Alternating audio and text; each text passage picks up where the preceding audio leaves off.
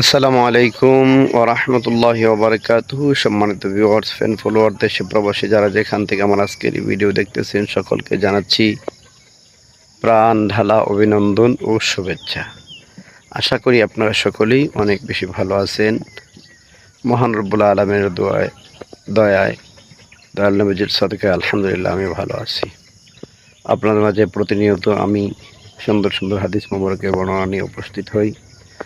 তো আজকে যে হাদিসটি বর্ণনা করব, সেই হাদিসের মধ্যে আল্লাহ রাসূল সাল্লাল্লাহু আলাইহি ওয়াসাল্লামের সুন্দরতম একটি মুজিজার কথা উল্লেখ করব।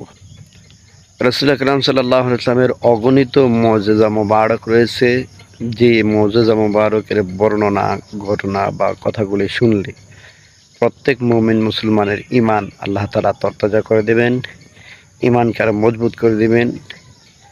সেই উপলক্ষে ইনশাআল্লাহ আমরা রাসূল আকরাম সাল্লাল্লাহু আলাইহি ওয়াসাল্লামের মুজিজা মোবারকের কথাগুলি মনোযোগ দিয়ে শ্রবণ করার চেষ্টা করব, যাতে করে আমাদের ঈমান আল্লাহ তাআলা তাজা করে দেন।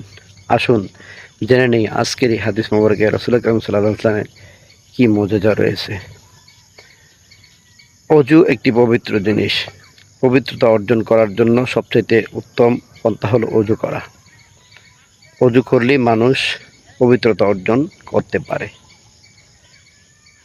একদিন মসজিদে নববীতে আজান হয়ে গেল, নামাজের সময় হয়ে যাবে। এমন সময় যাদের বাড়ি কাছে ছিল তারা দৌড়ে তাদের বাড়িতে অজু করার জন্য চলে গেলেন। ওই সময়ে মসজিদে নববীতে অগণিত অনেকগুলো মানুষ রয়েছিল যাদের অজু ছিল না এবং অজু করার কোনো ব্যবস্থা ছিল না। আল্লাহ রাসূল সাল্লাল্লাহু আলাইহি ওয়াসাল্লামের হাত মোবারক আল্লাহ তাআলা এমন সুন্দর মুজিজা দান করেছেন, যে মুজিজার দান আল্লাহ তাআলা রাসূল আকরাম সাল্লাল্লাহু আলাইহি ওয়াসাল্লাম যা কিছু ধরেন তাতেই আল্লাহ তাআলার রহমত বৃদ্ধি করে দেন এবং প্রয়োজন উপস্থিত মণ্ডলী যারা আছে তাদের প্রয়োজন আল্লাহ তাআলা ফুরিয়ে দেন। তখন যারা বাড়ির কাছে ছিল তারা সকলেই অজু করার জন্য যার যার বাড়ি চলে যায়। রাসূল আকরাম সাল্লাল্লাহু আলাইহি ওয়াসাল্লাম আর পবিত্র অজু মোবারক করার জন্য পাথরের একটি পাত্রের মধ্যে কিছু পানি নিয়ে আসা হলো, যে পানি দিয়ে আল্লাহ রাসূল সাল্লাল্লাহু আলাইহি ওয়াসাল্লাম অজু মোবারক সারবেন। তখন রাসূল আকরাম সাল্লাল্লাহু আলাইহি ওয়াসাল্লাম উপস্থিত লোকদেরকে জিজ্ঞাসা করলেন, আপনারা কি অজু করার কোনো ব্যবস্থা নেই? তখন সকলে বললেন, ইয়া রাসূলুল্লাহ, কোনো পানির ব্যবস্থা নেই।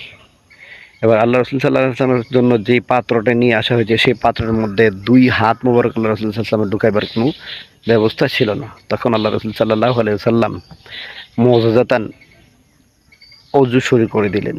আল্লাহ রাসূল সাল্লাল্লাহু আলাইহি ওয়াসাল্লাম অজু করার পর তখন রাসূল আকরাম সাল্লাল্লাহু আলাইহি ওয়াসাল্লাম সকল লোকদেরকে বললেন, তোমরা একসাথে লাইনে দাঁড়িয়ে যাও। তখন সকল লোক লাইনে দাঁড়িয়ে গেল। আল্লাহ রাসূল সাল্লাল্লাহু আলাইহি ওয়াসাল্লাম অজু মোবারক সারার পর আল্লাহ তাআলা ওই পাত্রের মধ্যে এমন রহমত, এমন বরকত দান করেছেন, তখন সকল লোক রাসূল আকরাম সাল্লাল্লাহু আলাইহি ওয়াসাল্লামের অজু মোবারকের পর থেকে একজন একজন করে অজু শুরু করলো। অজু করতে করতে করতে করতে উপস্থিত যত লোক আছে সকলেই অজু সেরে নিলেন। আব্দুল্লাহ ইবনে হযরত আনাস ইবনে মালিক রাদিয়াল্লাহু তাআলা আনহু তখন তাদেরকে জিজ্ঞাসা করলেন যে, আপনারা যারা অজু করেছেন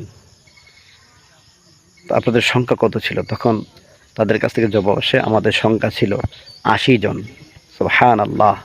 আল্লাহ রাসূল সাল্লাল্লাহু আলাইহি ওয়াসাল্লামের ছোট্ট পাত্রের মধ্যে যে পানি আনছিল, সেই পানি দিয়ে একজন অজু করেই অসম্ভব ছিল। তখন রাসূল আকরাম সাল্লাল্লাহু আলাইহি ওয়াসাল্লাম অজু করার পর রাসূল সাল্লাল্লাহু আলাইহি ওয়াসাল্লামের হাতে মুজিজাতান আল্লাহ তাআলা ৮০ জনকে অজু করার সুযোগ করে দিয়েছেন। সুবহানাল্লাহ। আল্লাহ তাআলা আমাদের সকলকে বোঝার তৌফিক দান করুক। রাসূল আকরাম সাল্লাল্লাহু আলাইহি ওয়াসাল্লামের বেশি বেশি মুজিজা শরীফ শোনার তৌফিক দান করুন। আমিন। ভিডিওটি ভালো লাগলে সকলে শেয়ার করে দেবেন। আসসালামু আলাইকুম ওয়া রাহমাতুল্লাহ।